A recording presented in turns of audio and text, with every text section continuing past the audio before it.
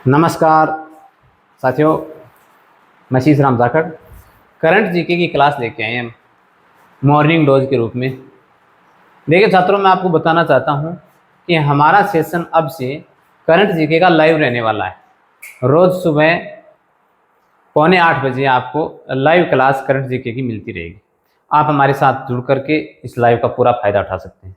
तमाम राजस्थान के संदर्भ में जितनी भी भर्तियां हैं, चाहे वो एलडीसी हो, पटवार हो, थर्ड ग्रेड हो, फर्स्ट ग्रेड हो, सेकंड ग्रेड हो, तमाम अन्य भर्तियां जो राजस्थान के संदर्भ में हो, उनके जो करंट जीके के मोस्ट इंपॉर्टेंट क्वेश्चन हैं वो लेकर के हम सुबह मॉर्निंग डोज के रूप में आपको 7:45 पर रोज लाइव मिलते रहेंगे। आप हमारे साथ जुड़ सकते हैं। Jakhar sir classes YouTube channel पर आप अभी ज्वाइन हो जाइए और पूरा अपनी तैयारी के साथ पूरा फायदा उठाएं, हमारे साथ जुड़ करके भागीदारी निभाएं।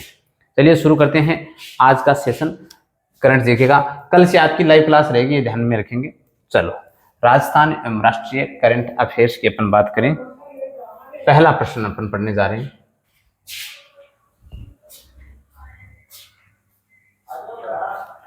ध्यान से देखें। राजस्थान में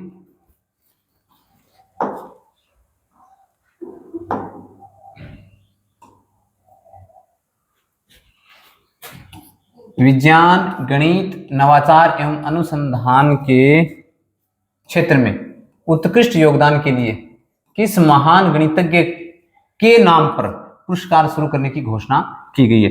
ऐसा कौन है वो महान गणितज्ञ जिसके नाम पर ये पुरस्कार देने की घोषणा की गई है? ठीक है, प्रश्न रहेगा ये। एक सेकंड।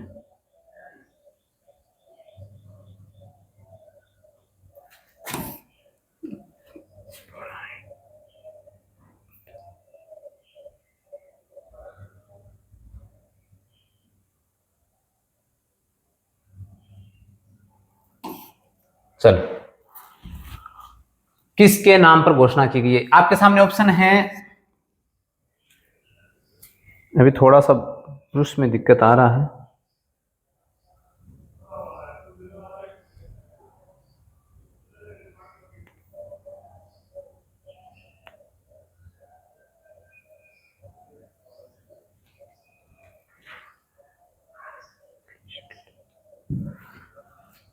यहां आपके सामने ऑप्शन है, देखिए। आर्यभट्ट, श्रीनिवास, रामानुज, ब्रह्मगुप्त, वराहमिहिर। यानी कौन महान गणितज्ञ था जिसके नाम पर अभी ये पुरस्कार शुरू किया जाएगा, पुरस्कार शुरू करने की घोषणा की गई है?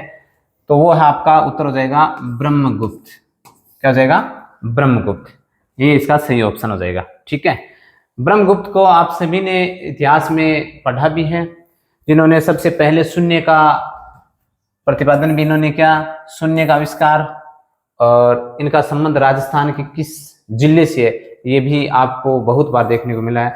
राजस्थान के जालोर जिले के भीनमाल में इनका जन्म हुआ। 7वीं शताब्दी इनका काल था और इसके बारे में जो विशेष जानकारी है उसको अपन अभी देख लेते हैं। एक कार्यक्रम हुआ था अभी हाल ही में, मुख्यमंत्री भजनलाल शर्मा द्वारा जयपुर में एक कार्यक्रम के दौरान राज्य स्तरीय राष्ट्रीय प्रौद्योगिकी दिवस समारोह का जो आयोजन किया गया था, उसके अंतर्गत इस घोषणा को किया गया है। ब्रह्मगुप्त को यह जो मान सम्मान दिया गया है। इनका परिचय बात करें, 7वीं शताब्दी के महान गणितज्ञ व खगोल शास्त्री हैं। राजस्थान के जालोर जिले के भीनमाल में इनका जन्म हुआ था। और उपलब्धि की बात करें तो इन्होंने शून्य का जो अवधारणा है वो सबसे पहले पूरे विश्व में इन्होंने ही पहले दी थी, ब्रह्मगुप्त ने। तो बहुत ही इंपॉर्टेंट प्रश्न है। ब्रह्मगुप्त के मान सम्मान में ये पुरस्कार की घोषणा की गई है। चलिए अगला क्वेश्चन।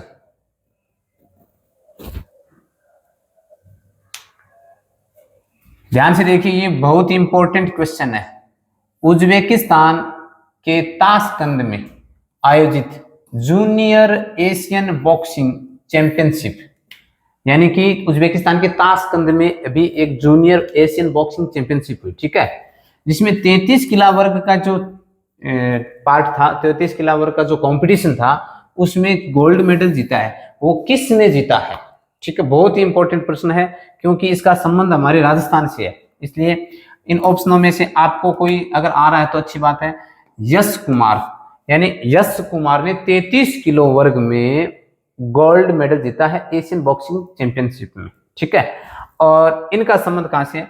इनका संबंध भरतपुर जिले से है, और भरतपुर जिले का एक गांव है धनसोटी गांव, धनसोटी गांव से ये बिलोंग करते हैं। देखिए, भरतपुर जिले के धनसोटी गांव में ये यश कुमार का जन्म हुआ है, और इन्होंने राजस्थान की पहले खिलाड़ी भी बन चुके हैं जिन्होंने ये कारनामा किया है, ठीक है। फाइनल मुकाबले में इन्होंने किसको हराया? कजाकिस्तान के बॉक्सर हैं जिनको 4-1 से हराया, यानी कि ध्यान रखेंगे कजाकिस्तान के खिलाड़ी को इन्होंने 4-1 से हरा करके स्वर्ण पदक जीता है। हालांकि ये नाम तो नहीं पूछा जाएगा, फिर भी अपन देख लेते हैं। सामत राखिम बेरदी इनका नाम है, जिनको इन्होंने हराया। यश कुमार आपका बहुत ही युवा खिलाड़ी है। बहुत ही इंपॉर्टेंट क्वेश्चन है ये, देख लीजिए, युवाओं के लिए बहुत बड़ी बात है ये मैसेज देता है कि किस प्रकार छोटी सी उम्र में नाम कमाया जा सकता है। इसको बच्चों को ये देखना होगा कि इस उम्र में ही कुछ करने का जो हुनर होता है वो इसी उम्र में होता है, बाद में कुछ नहीं होता, ठीक है। इसलिए बहुत बड़ा इतिहास रचा इसने। चलिए अगला क्वेश्चन, पंचगौरव योजना। पंचगौरव योजना में एक जिला एक पर्यटन स्थल, एक जिले के अंदर एक पर्यटन स्थल को महत्व दिया गया है गौरव योजना के तहत, ठीक है। तो जोधपुर का कौन सा पर्यटन स्थल है वो चुना गया है? अपन बात करें जोधपुर की, तो जोधपुर में कौन सा पर्यटन स्थल चुना गया है? यहाँ देखिए, जोधपुर के ही सभी ये पर्यटन स्थल है, इनमें से एक ऐसा पर्यटन स्थल है जिसको पंचगौरव योजना के तहत चुना गया है, वो आपका है मेहरानगढ़ दुर्ग।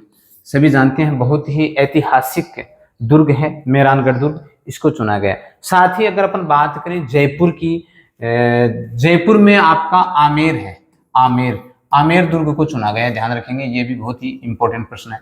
साथ ही अपन अगर बात करें बीकानेर की, तो बीकानेर में क्या है?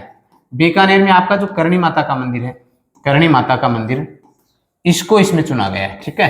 करणी माता देशनोक बीकानेर में है, तो इस पंचगौरव योजना के तहत करणी माता मंदिर को भी जोड़ा गया है, ठीक है। ये रहेगा आपका, ये देखिए आपके सामने जयपुर का आमेर दुर्ग हो गया और बीकानेर का करणी माता देशनोक का मंदिर। ये अगर प्रश्न आए कि जयपुर से, तो आमेर, बीकानेर से करणी माता, पंचगौरव योजना के तहत जोड़ा गया है। अगला क्वेश्चन देखते हैं,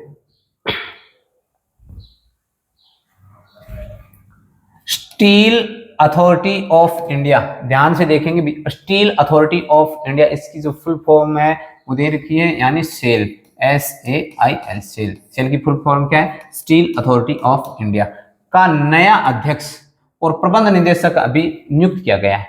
तो वो कौन है जिसको नियुक्त किया गया है? प्रश्न है ये, ठीक है। तो आपके सामने ऑप्शन है 4, इन्हीं में से कोई एक है। तो देखिए, जो ऑप्शन नंबर डी है, अशोक कुमार पांडा, अशोक कुमार पांडा को इस सेल का प्रबंध निदेशक नियुक्त किया गया है। तो अपन बात करें जो सेल है उसकी स्थापना कब हुई थी, तो ध्यान रखेंगे 1973 में सेल की स्थापना हुई थी, ठीक है। और इसका मुख्यालय दिल्ली में, ये ध्यान में रखेंगे। अभी जो नियुक्तियां वगैरह हो रही हैं बड़ी बड़ी कंपनियों के CEO वगैरह, तो इनको अपन ध्यान में रखेंगे। यानी कि अभी 9 मई को इन्होंने कार्यभार ग्रहण किया, एक तो ये बात ध्यान रखेंगे। अशोक कुमार पांडा, स्थापना 24 जनवरी 1973 को हुई थी, ठीक है। मान लो भाई देवी आपकी जानकारी के लिए किसी जीके के क्वेश्चन में भी आ जाए। और मुख्यालय कहाँ है? नई दिल्ली, इसका मुख्यालय है, ठीक है। आगे चलते हैं अगले क्वेश्चन के ऊपर।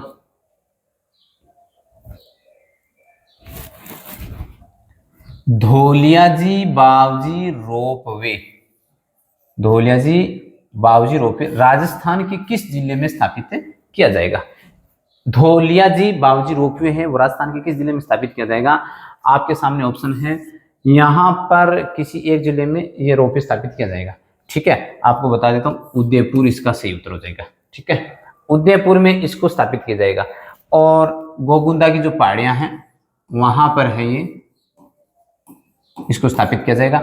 समुद्र तल से 1200 मीटर ऊंचाई होगी इसकी, समुद्र तल से जो ऊंचाई होती है वो मीटर करती है, तो समुद्र तल से 1200 मीटर ऊंचाई पर ये रोपवे होगा। इसके साथ ही अगर बात करें कि उदयपुर में पहले से रोपवे है या नहीं, बिल्कुल रोपवे है। वो जो दीनदयाल पार्क है, यानी आपके उदयपुर में जो दीनदयाल पार्क है ना, उसके अंदर वो मनसा, करणी माता मनसा जो मंदिर है उसको जोड़ता है। तो अभी आपको इसकी डिटेल में दिखा देता हूँ। तो पहले से वहाँ पर एक रोपवे उदयपुर में है। तो रोपवे के संदर्भ में प्रशासन, जो गोगुंदा की पहाड़ियाँ हैं उनके ऊपर ये स्थापित होगा, 1200 मीटर की ऊंचाई पर ये होगा। ठीक है, जो उदयपुर से इसकी दूरी 40 किलोमीटर है, यानी 40 किलोमीटर दूर है उदयपुर से। ठीक है, और जो वो पहले वाला ना माचला मगरा पहाड़ी, माचला मगरा पहाड़ी तक जाता है दीनदयाल पार्क से। ठीक है, दीनदयाल उपाध्याय पार्क से वो जो रोपवे है वो पहले से स्थापित है उदयपुर में। ठीक है, और वहां पर मंदिर भी एक मनसा पूर्ण करणी माता का मंदिर है जो दूध तलाई के पास स्थित है। ये इसके लिए सामान्य जानकारी।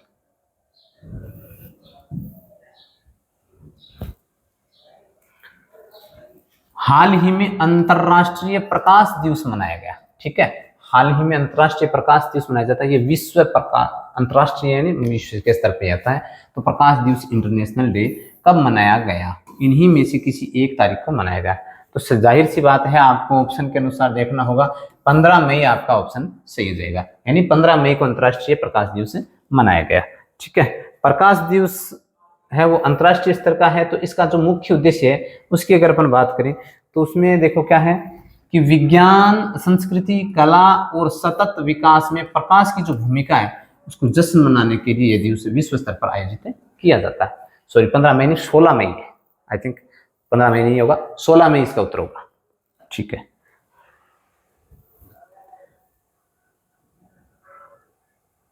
अब आपके सामने जो आज का प्रश्न है वो ये है, अंतरराष्ट्रीय मदर्स डे कब मनाया जाता है? अंतरराष्ट्रीय मदर्स डे कब मनाया जाता है? इसका उत्तर आप कमेंट बॉक्स में जरूर लिखेंगे। अगर आपको आ रहा है तो जरूर लिखेंगे, नहीं आ रहा है तो कोई बात नहीं, हम आपको बता देंगे। आपका ये क्वेश्चन रहेगा, अंतरराष्ट्रीय मदर्स डे कब मनाया जाता है?